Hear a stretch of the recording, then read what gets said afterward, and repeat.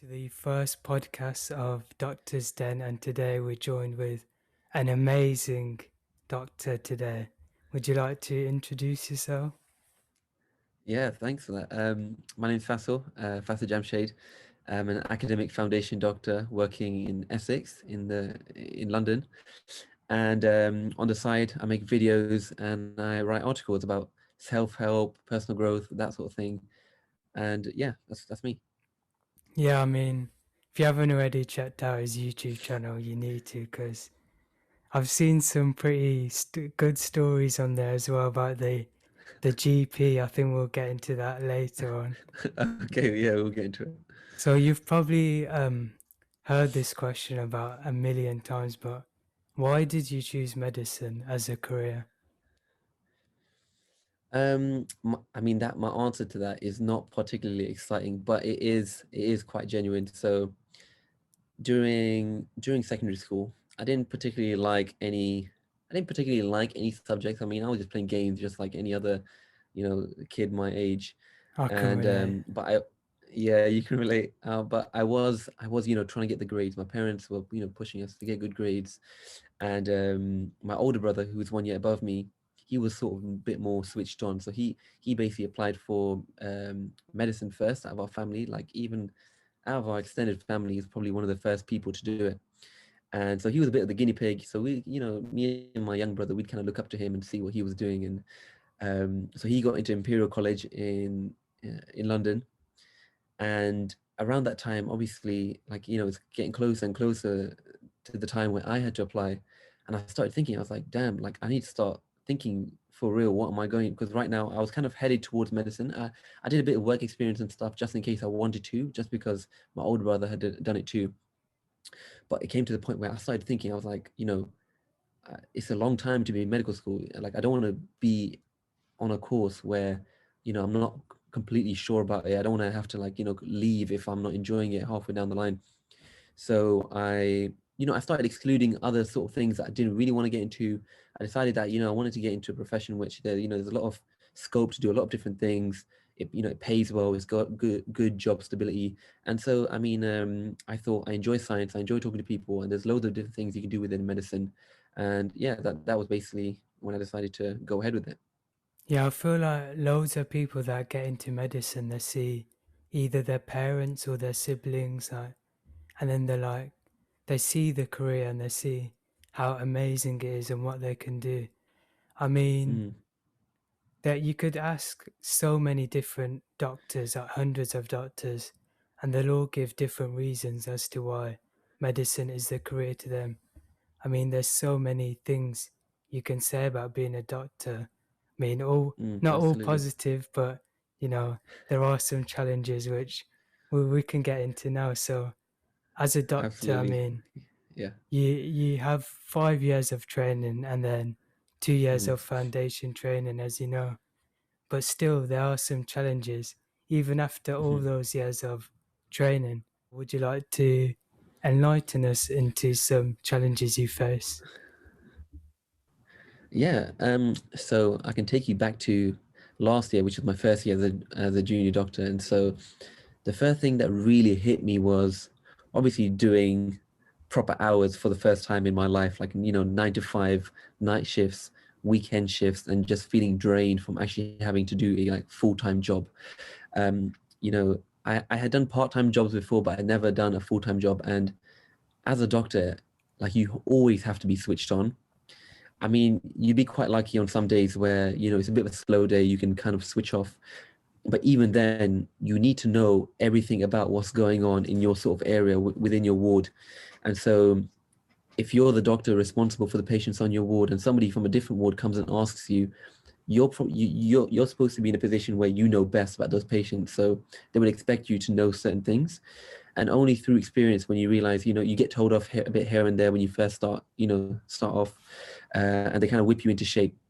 Soon you realize that you need to kind of be switched on and know everything about everyone, for the safety of those patients.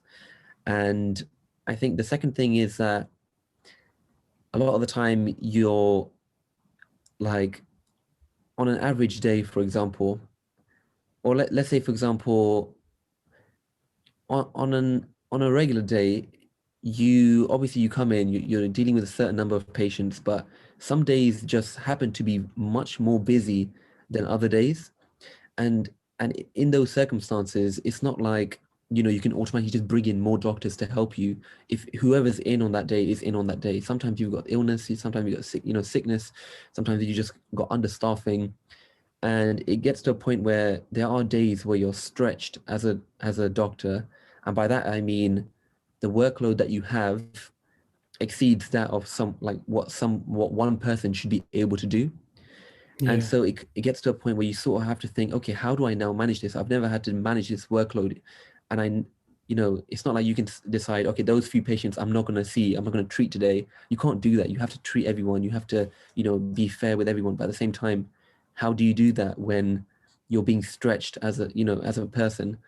Um, and so those days, it really makes you think. It really makes you kind of stretch yourself and think about how you can possibly, essentially adapt to those circumstances. So I think a lot of those situations you feel in the beginning as a doctor, but shortly afterwards, I think you get comfortable in your strides. But there are always days where it just catches you by surprise, and you just find yourself overwhelmed.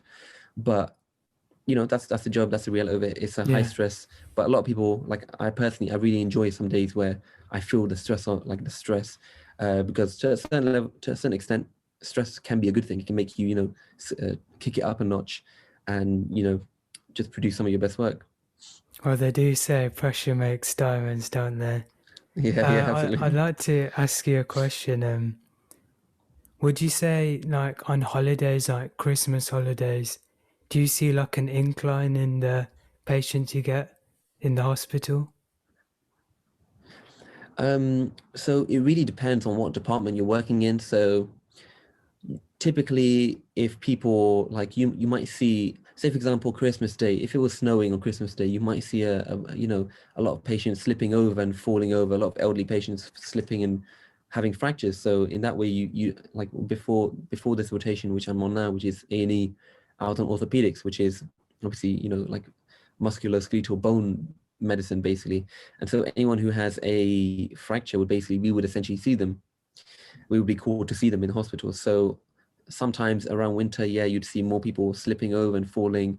And so, yeah, it really depends. You only really see that. I wouldn't say anything in particular to do with Christmas makes the hospital more busy. If anything, everyone's more at home, so less people are doing unsafe things, and people want to experience that with their family. So they might, even if they're feeling a bit of pain, they might not choose to come in on Christmas Day, if that Yeah, makes sense. yeah. So yeah, you start seeing these little trends here and there for loads of different, holidays. Have you watched? You must have you watched Grey's Anatomy or Casualty? No, I actually haven't watched it. You have not. I haven't watched it. I've watched Scrubs. I watched a lot of Scrubs, which I find hilarious. Mainly because I think I'm not, obviously because my work is based around medicine, right? And although I Yeah, like it, sometimes when you get home, you just kind of want to switch off. yeah, Like, okay, I mean, as an aspiring doctor, yeah, a lot of people watch Grey's Anatomy, but it's just one of those shows I never got around to watching. Scrubs, I just happened to watch because it was funny and I kept watching it. It's not as probably accurate as some of the others, but it does have some really good messages in there. So yeah. I yeah, was gonna enjoy that. But ask, these type of shows. Would you say that they're mhm. like over exaggerated to a huge extent? um, I, I I can't talk about Grey's Anatomy or Casualty because I haven't really watched them, but things like Scrubs, of course, almost every show is going to be dramatized to a certain extent. At the end of the day, Yeah, that's anyone true. who has a show to sell or to get views, that's their main aim, right? For people to watch it. Otherwise, why would they even put it out there? So they have to kind of make things a bit more exciting. Some days are just boring. Relative to what you see on a show, it's not always going to be super dramatic, but I would say it's the small things which we find exciting as well. Just like getting thanks from so so obviously, yeah, they dramatize it a lot, but a lot of the days, like it's the small things that are like it obviously excite us, and because I don't think any aspiring doctor should go into it thinking that it's going to be like Grey's Anatomy, like it's all going to be all this massive drama and stuff. You do get some some situations which are obviously really dramatic. I mean, like it's a high stress, sort of environment, and you see a lot of interesting cases, and you're discussing it within the team and things. So there's lots of interesting stuff that goes on. But a lot of the times, it's just like the interesting stuff might just be seeing an interesting patient, having an interesting conversation with someone, having a meaningful conversation with someone, finding a diagnosis of someone who was very difficult to diagnose, those sort of things. So it is dramatized to a certain extent, but at the same time, I think a lot of them do actually have good lessons in them, like sort of more life lessons that they kind of have Yeah. within them. So even Scrubs, like it's a funny show, but it sometimes does like touch on serious, deep topics, which I like. Yeah, I mean, like shows like Grey's Anatomy, yeah, there might be Mm. like exaggerated tirelessly it can be, but I guess that kind of prepares any aspiring medical students to the difficulties that you might face. Like, I mean, it's a 5 year course, so it's going to come with difficulties. Yeah, Um, absolutely. so my next question is, do you know any myths that come with like surrounding the career as a doctor? So I think one of the myths that I had in my head when I was in medical school is that I thought when I became a junior doctor, right, I thought I have to know everything.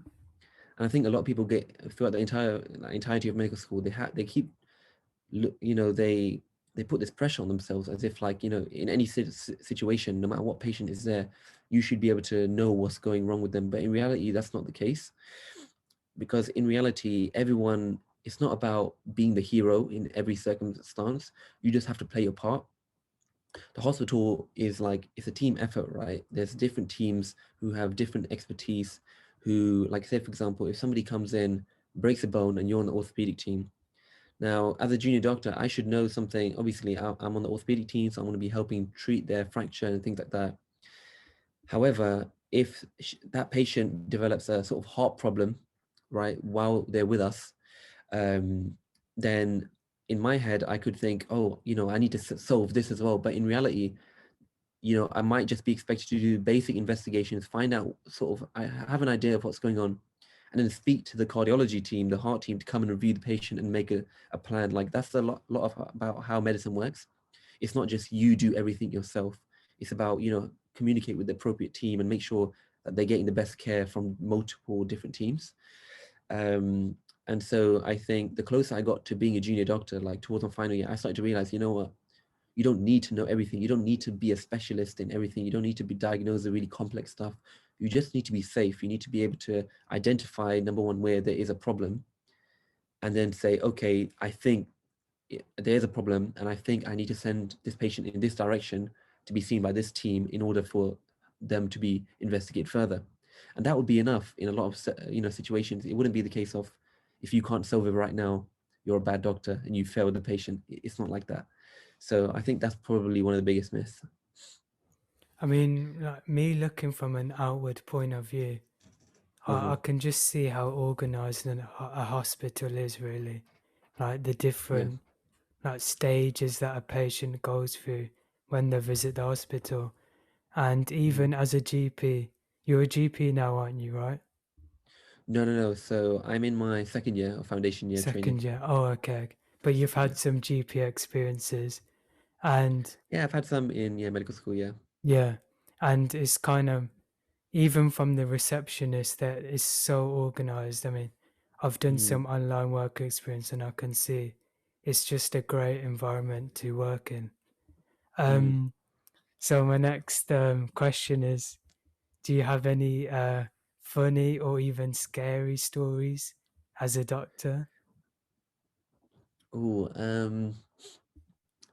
I'm not sure. Like, I do have stories, but I'm not sure if I can share them because of patient Oh confidentiality yeah, and things yeah, like that. I mean, of I course. could try and I mean, I could possibly maybe give you, without sharing any too much details. Let me have a think. Um,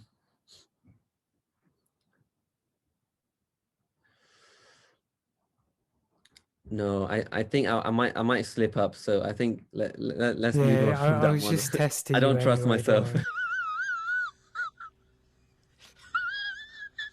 You tested me, okay, with that test. Now, what about experiences with the other doctors, in particular other GPs? Would you like You're trying to to get me in elaborate trouble on? today, huh? Would you like Okay. to Oh, okay. elaborate on that story? Yeah. So okay. I've already made a YouTube video about one, so I guess I could talk about that one because I've thought about it properly. Okay. So yeah, during medical school, I had this placement, right? It's towards the end of medical school, and I was sent to a GP practice, and the first GP that I kind of had to sit down with, he basically told me, when you get to the sort of GP rotations, it's usually in your later years, they expect that you should be okay to see patients on your own, to come up with a plan of what to do with them, etc. Talk to them, get a history, examine them, come up with an idea of what you think it is, what you're going to do about it. And then they will come in and supervise you and say, okay, what's your plan? Okay, then they'll tweak it a little bit and say, okay, let's finish at this point here. This is what we're going to do. This is our overall plan. So it's really fun, right? Because you've all of a sudden you've got this sort of accountability, like you're being trusted to get that done. And so the first GP I see, I come in and he tells me, just go next door. Like I shadowed him for like one patient. I sat, in the back, watched him for one patient. He goes, okay, now you can do your own thing. Start seeing patients. I'm like, okay, cool. And I'm seeing patients one after another, and I'm coming up with plans. And he's just sort of nodding and saying, yeah, you're doing great, kind of thing.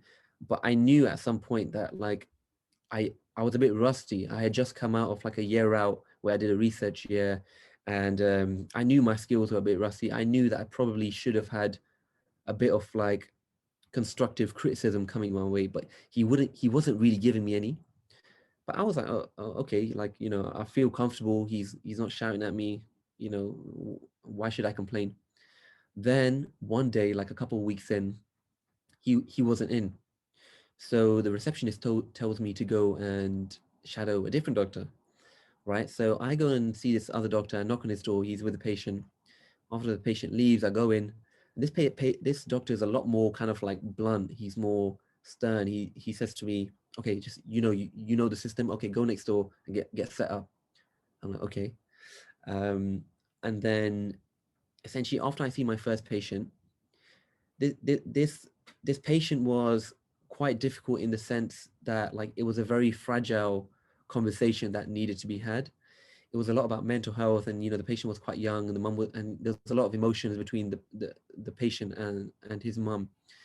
And I had to somehow, obviously I'm sitting there like somehow trying to diffuse the situation, but also just watch how I'm speaking to them, because I don't want to, you know, a breakdown of communication can make a consultation go in the completely wrong direction. So I'm being very conscious of that, and I'm calming him down. By this point, the mum leaves the room, and she's sort of like outside, so I can speak to the sort of teenager one on one. And we're building up trust between each other. We're starting to really like understand each other's point of view. That he understands that now I really care, and I'm trying to help him and trying to find common ground so that we can help him with his issues. Then that doctor basically comes in and he says, okay, I summarize what, the conversation we've had. And he said, okay, can you do this examination, like a neurological examination on this patient? I said, fine. But I was a bit rusty and I told him, it might be better if we do it together. And he essentially, snapped at me and said, at this stage, you should be able to do this. This should be your bread and butter.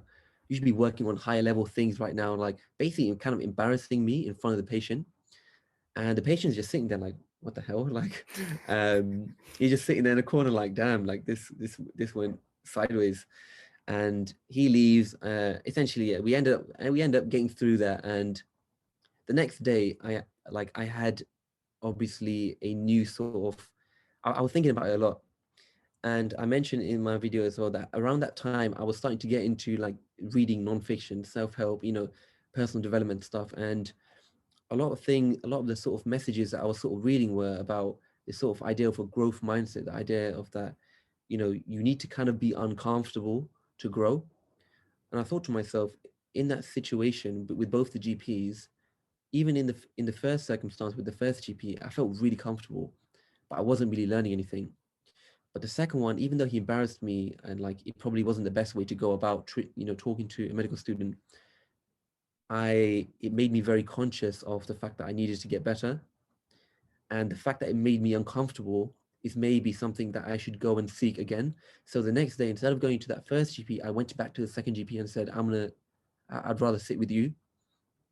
So I think like the sort of overall lesson of that story was that sometimes if you can tolerate a bit of discomfort, try and actively seek it, because you might learn from it. You might grow, you might change from it. And sometimes a lot of us, we just seek the comforting option. Like a lot of us, like if it was me a few years before that, I probably would have just gone back with the first GP and said, you know what, I feel comfortable around you. You're not going to tell me off, and I like that. Um, I remember watching that video months ago, and the thing that like really stuck to me was the fact like you can be in your comfort zone, but is that really benefiting you as a person mm, and to helping you to grow? mm. That video was really funny. I love that video. So make sure you go I'm glad you check it enjoyed out. it. Um, my next question is I've seen that you like reading books a lot. You got into reading books, Mm, which I think is a great thing. Do you have any yeah. book recommendations for people? Yeah, I mean, so if you go to my website, faisaljamshaid.com, I'm about to like, I'm kind of in the process of sort of uploading like my favorite book notes and things like that. So, but otherwise, in like via my YouTube channel, I always put a link sort of to my favorite books. It really depends on what you're kind of looking for. So I read a wide variety, especially sort of entrepreneurial stuff. So a lot of marketing, how to sell things, how to start business. Then you just got like one that I'm rereading right now. It's called Atomic Habits. I recommend it to everyone. It's about how you can build good habits and sort of break down the bad ones. One of my favorite books. Um, so there's a lot of these books where it just applies to everyone. It just generally does make your life whole lot better. Um, yeah, the more marketing and entrepreneurial, get into business stuff, that's a bit too only I would only recommend it to people who are really interested in that stuff. But things like Atomic Habits, let me think, what else is there?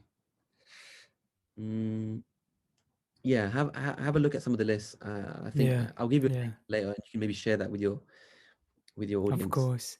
I mean, I've seen you've got you write your own articles, and it's called Mhm. Life Lemons. What inspired you to write articles? So essentially during medical school, I had my hand at like starting a business.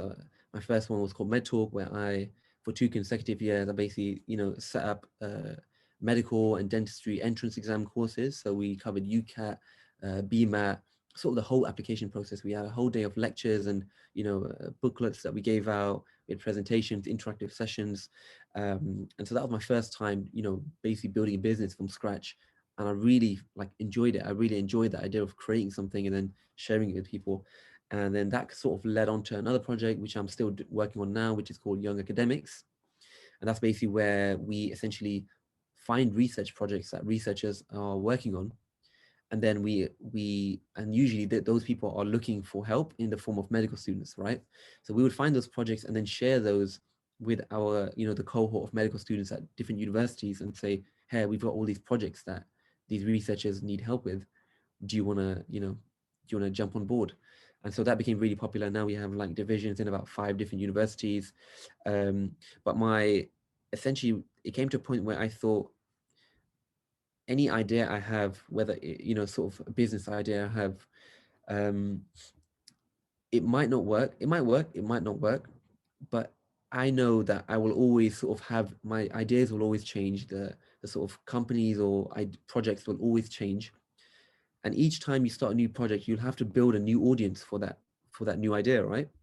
However, if I were to build a personal brand, i.e., make people interested in me and the things that I talk about and the videos that I make, then if I come up with a project down the line, or an idea down the line, then people might give that idea or project interest secondary to the interest that they're already kind of giving me. Does that make sense? Yeah, So yeah, if they sort of follow me, they'll basically just like, like all these big celebrities, when they come up with a new idea, it might sell out instantly because they've built that following. And so I thought, you know what, I want to build a following, but I want to do it in a way that even if I don't have a lot of people following me, I'll still benefit. And so writing for me was that. So it, to me, it helps me clarify my thinking.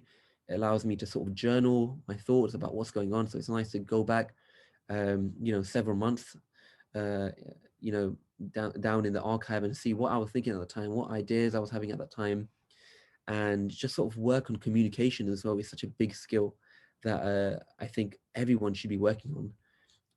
So yeah, even if I never had a single follower, my thinking was that it would still benefit me by writing every week.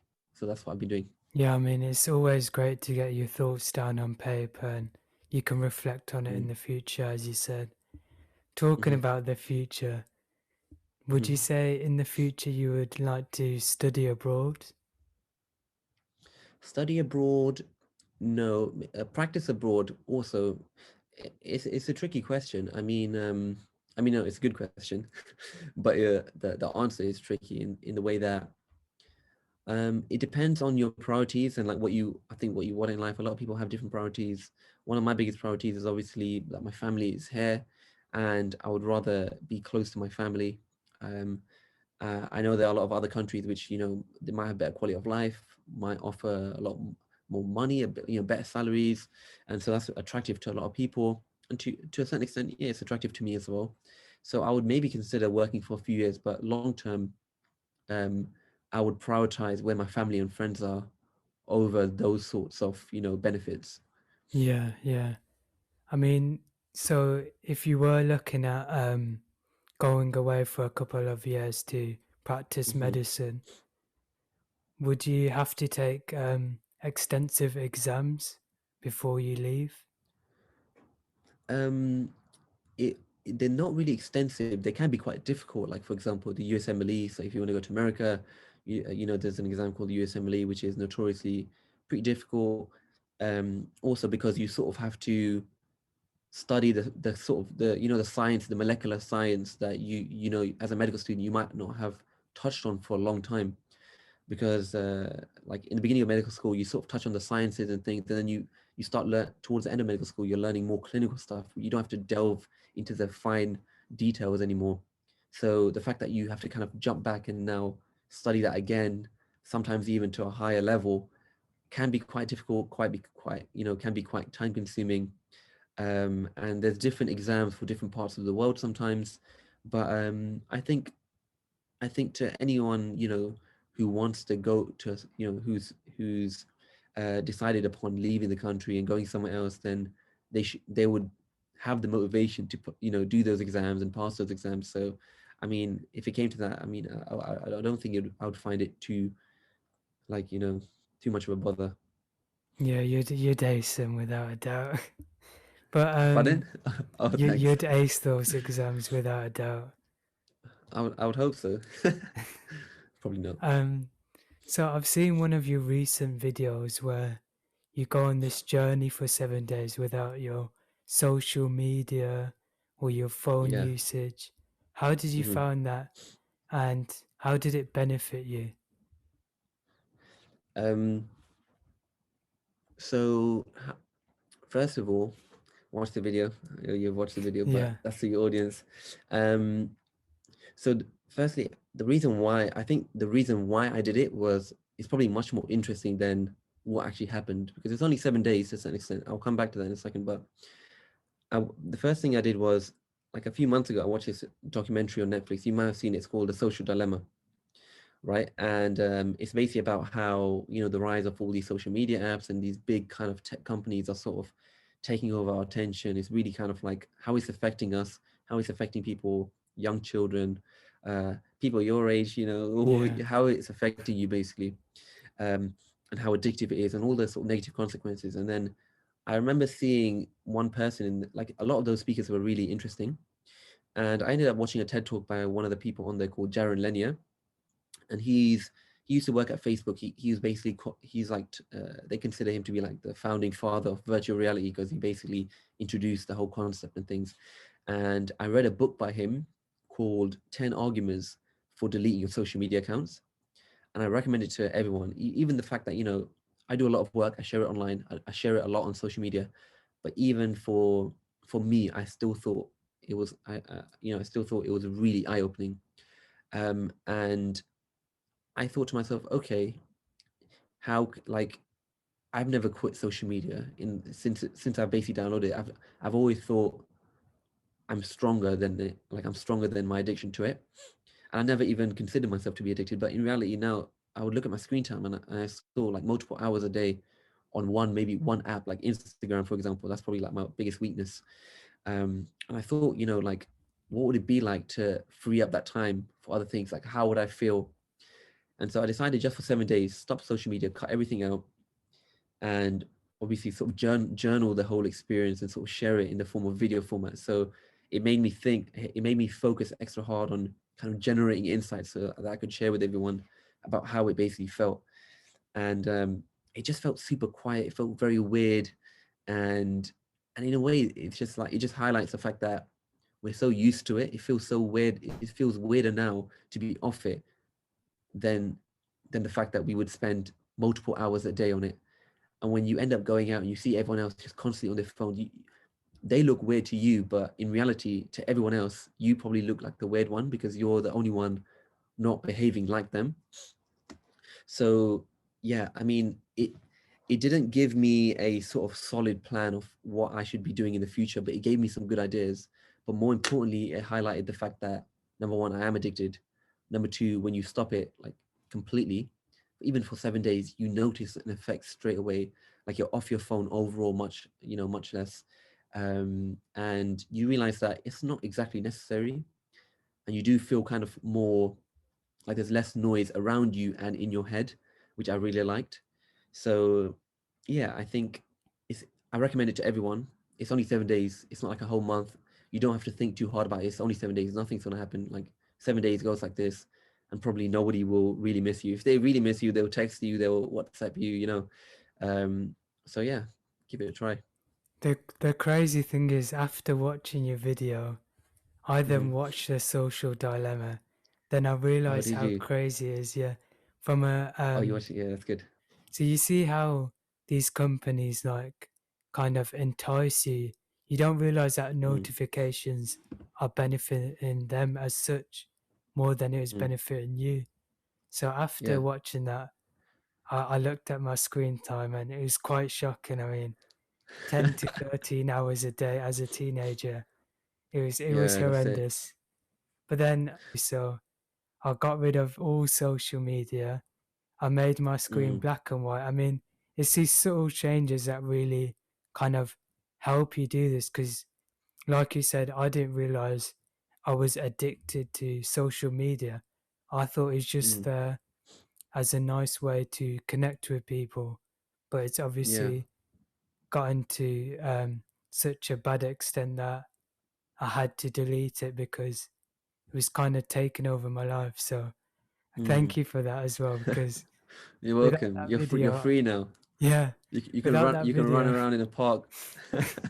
you don't. Yeah, the thing is, you don't realize how much free time you have when you're Hmm. not using your phone at all. But yeah, Yeah. it's a So great what are you doing experience. now with how you do? What are you doing now with all your new free time? Oh, well, I like to go for a walk and Stop the cap. Stop the cap right now. Stop the cap. then Oh, that's good. sometimes I know kind of usual for me to go for a walk, but I've kind of looked into ways about how to kind of plan my life almost like what the steps I need to do to become a doctor because that's what I wanted to do for many Yeah. years now. So Yeah.